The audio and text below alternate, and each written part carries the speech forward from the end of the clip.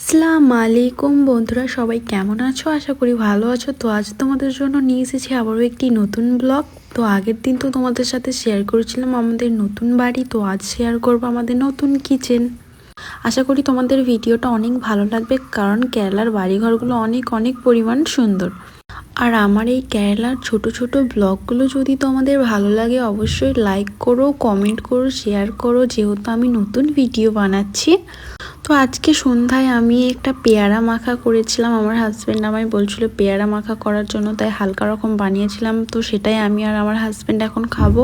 আর কে কে এরকম পেয়ারা মাখা খেতে ভালোবাসো আমাকে অবশ্যই কমেন্ট করে জানিও। আমি আর আমার হাজব্যান্ড তো অনেক পরিমাণে ভালোবাসি।